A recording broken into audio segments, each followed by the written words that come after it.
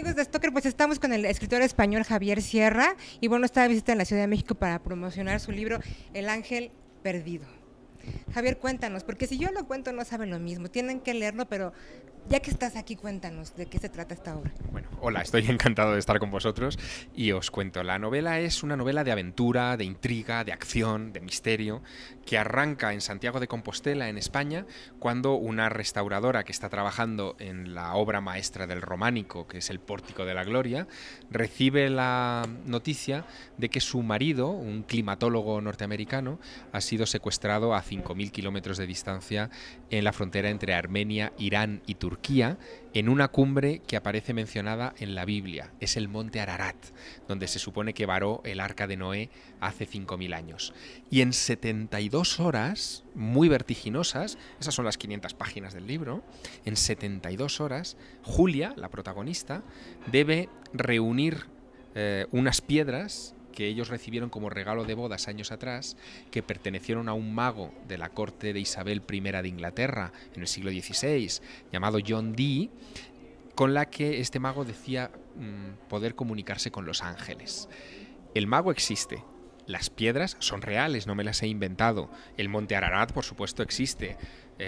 La historia del arca de Noé asociada a ese lugar ha despertado incluso la curiosidad de astronautas de la NASA que han llegado a organizar expediciones en su búsqueda. Bueno, pues todos esos elementos combinados en una novela de acción. ¿De dónde sacas tanta imaginación? Porque mezclas el presente, la ficción, la novela, la historia. ¿De dónde sacaste tantos datos? Creería si te digo que la mayor parte de este libro no es imaginación, sino que es documentación, hasta el punto de que incluso para escribir El Ángel Perdido yo he viajado al monte Ararat, he organizado una expedición de alta montaña, esa cumbre tiene 5.165 metros de altura y con una expedición que duró 3 días, pasando 3 noches a 20 grados bajo cero, llegué a un lugar de la montaña que la CIA, la Agencia Central de Inteligencia norteamericana, fotografió con un avión espía en el año 49, que era una especie de roca de unos 130 metros de largo, debajo de un glaciar que ese verano del 49 se había derretido y que llamaron la anomalía del Ararat. Creían que era el arca de Noé y mucha gente organizó expediciones para encontrar esa roca en particular. Bueno, yo también. No la encontré, fíjate que es muy difícil de dar con ella, pero las aventuras que yo viví subiendo a la montaña han sido fundamentales para los personajes de mi novela. Obviamente no fuiste solo a esa expedición, alguien te acompañó. Claro, lógicamente, fuimos 8 personas, 4 españoles, 3 afortunadamente versados en la alta montaña y yo que era el novato, y 4 kurdos, 4 turcos de esa región que nos acompañaron para apoyarnos en la expedición. Bueno, creo que la montaña y Turquía tienen un misticismo especial. Digo, tú lo narras del arca, pero ¿tú qué sentiste? ¿Cuál fue la vibra que sentiste al estar ahí? Bueno, que se trata de un lugar muy especial no cabe ninguna duda, porque esa cumbre está aislada del resto, es un poco como el Popocatépetl, ¿no? Que ves su silueta desde casi cualquier parte, ¿no? Y la cumbre, que como te decía está a más de 5.000 metros, está siempre cubierta de nubes, salvo al amanecer de cada día. Esto es una peculiaridad de esa cumbre, ¿no? O sea, la cumbre atrae a las nubes a lo largo del día y se estacionan allá. Por lo tanto, cuando quieres escalar la montaña, el último tramo del viaje es muy duro porque tienes que despertarte a las 2 de la mañana, de noche, con unas linternas que te tienes que poner en la cabeza, linternas frontales, y con esa nieve que está congelada, con crampones, que son esos pinchos que uno se pone en las botas, ir escalando a oscuras, intentando no caerte al abismo, hasta llegar a la cumbre al amanecer, hacer la fotografía rápida o lo que tengas que hacer y regresar, ¿no? Yo comprendí, subiendo la montaña, por qué los turcos no llaman Ararat a esa cumbre, la llaman Agridagi. ¿Sabes lo que significa Agridagi en turco? El monte del dolor, porque realmente es una experiencia dolorosa. ¿Cuál fue las fuentes que más te costó trabajo investigar? La que menos acceso te dieron como escritor después de que conocieron tu obra, igual y te abrieron puertas, pero en el Inter, ¿cuál fue la fuente que más te costó trabajo?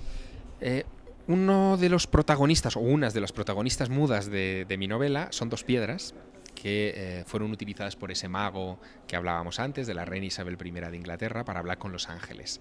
Acceder a los escritos de ese mago, que se llama John Dee, y cuyos textos se encuentran en la Universidad de Oxford, me costó un poco, ¿no?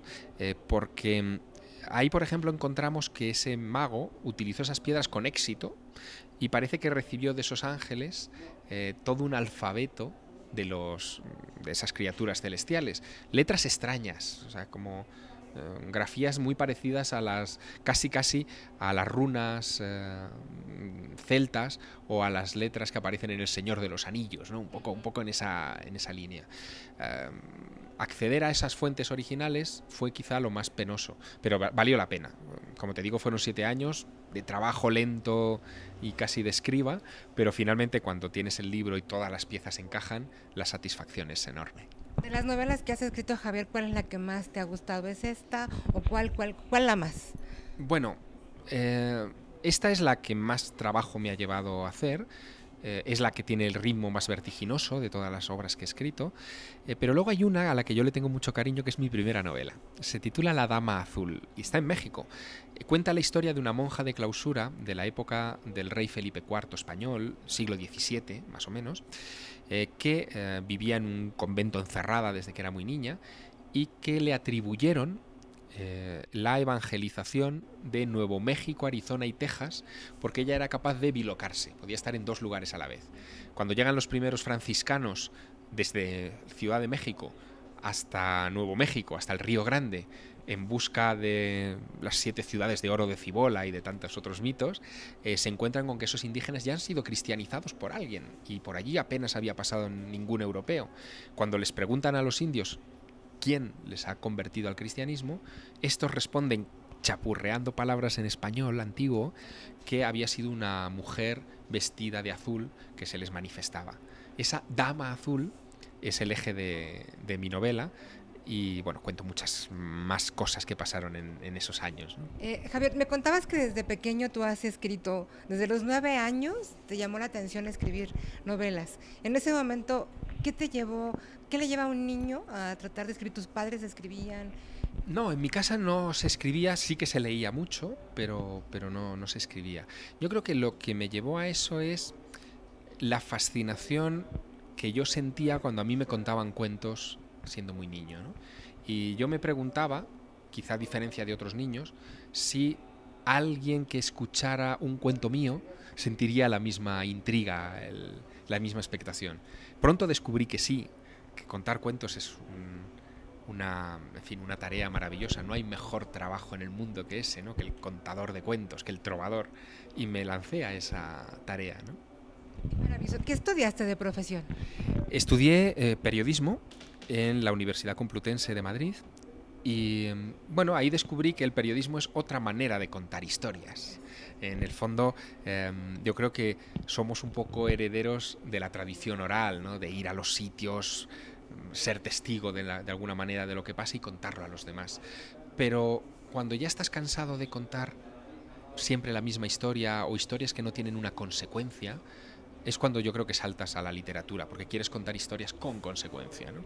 Es lo que le pasó, si no me equivoco, a grandes de la literatura como García Márquez o Vargas Llosa, que de repente dejan el periodismo para redondear esas historias que la vida real no redondea. ¿Has sido locutor y conductor en España? Sí, con 12 años tuve mi primer programa de radio. Era un programa para niños, obviamente, que eran 3 horas de directo todos los sábados. Lo hice durante 2 años y pico y ahí descubrí o confirmé mi vocación temprana, ¿no? Que una buena historia termina atrapando. Pues has vivido muy rápido, Javier. ¿Qué sigue para ti? Pues seguir contando historias. Yo, de alguna manera, mira, esto te lo confesaré a nuestros amigos acá, de alguna manera yo sigo jugando a lo mismo que jugaba cuando era niño. Y creo que no hay mejor cosa en la vida que intentar mantener los ojos de niño. La curiosidad. Claro, ¿tú vives como un niño? ¿Crees que todavía tus pensamientos abarcan los pensamientos de un niño? Claro, con la madurez de un hombre, pero ¿sigues viajando como viajan los niños? Absolutamente, y sigo maravillándome con todo. Por eso cuando me embarco, por ejemplo, en viajes ahora a otros países, a conocer a lectores, por ejemplo en México. Yo no puedo pasear por las calles de esta ciudad sin maravillarme con sus mil y un pequeños detalles. De hecho, después de esta entrevista me escapo a Oaxaca porque quiero ver Monte Albán, por ejemplo, que no lo conozco, ¿no? Siempre tengo algo que hacer, algo que sigue dilatando mis pupilas, ¿no? Diciendo, ay, esto merece la pena. ¿Cuál es, aparte de la escritura, cuál es tu gran amor? Mi esposa. Bueno, eso lo tenemos que decir. Pero ¿tienes en tus aficiones, en tus hobbies, otro amor que no sea la escritura y obviamente tu esposa? Sí, yo creo que el misterio, ¿no? Yo creo que todo lo que implica misterio, oscuridad en el sentido de zonas poco claras, eso me atrae. Decía Albert Einstein, poco sospechoso de ser un no científico, que la verdadera madre de la ciencia es el misterio, porque es lo que te hace avanzar, ir hacia esa zona no comprendida y estudiarla. Así que para mí ese es un lema y una pasión, ¿no? Se me hizo una novela fascinante, Javier.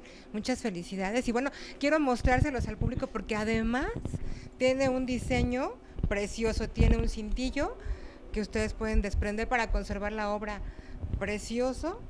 Y aparte tu diseño, que es esto, la cubierta que han hecho. Voy a soltar el micrófono un segundo.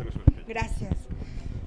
Y bueno, la abren ustedes y vean nada más, qué cosa tan bonita. Una novela de verdad que regalo de uno mismo y para la gente, Javier. Es una cosa preciosa, preciosa. Muchas felicidades. Y quisiéramos que nos dijeras un mensaje a la gente de esto, al público que te va a ver a través de internet y que se va a ir a todo el mundo.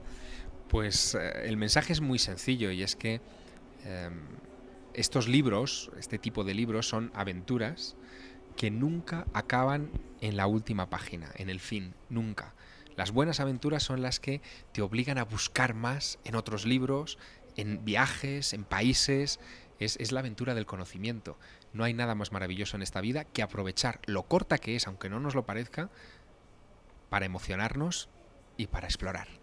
Muchas gracias, Javier. A vosotros.